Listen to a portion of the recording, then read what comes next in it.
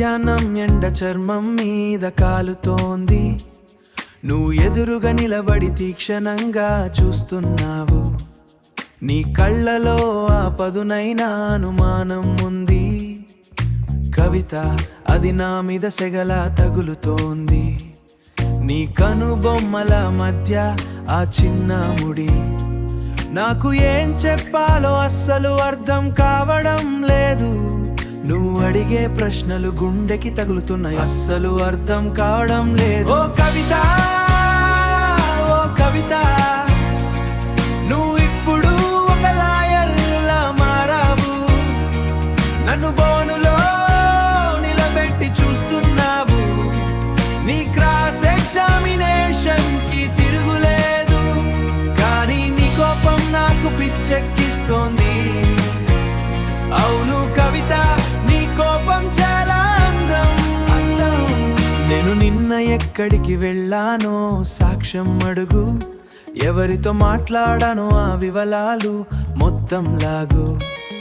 నువ్వు ఎంతో అందమైన మనిషివి, అది నీకే తెలియదు. ఎవరితోనూ పోలిక నీకు నచ్చదు, నువ్వు చాలా ప్రత్యేకం.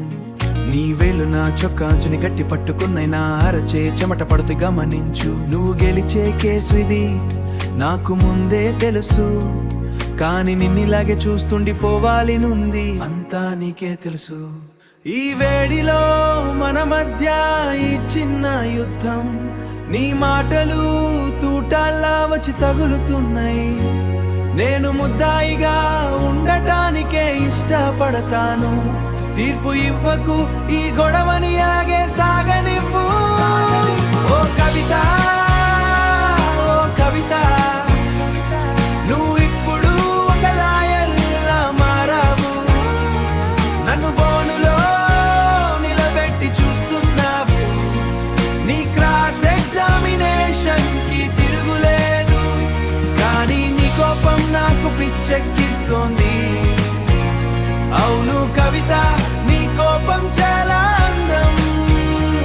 నేను ఓడిపోతాను, నువ్వు గెలుస్తావు. కవిత, మళ్ళీ నన్ను అడుగు.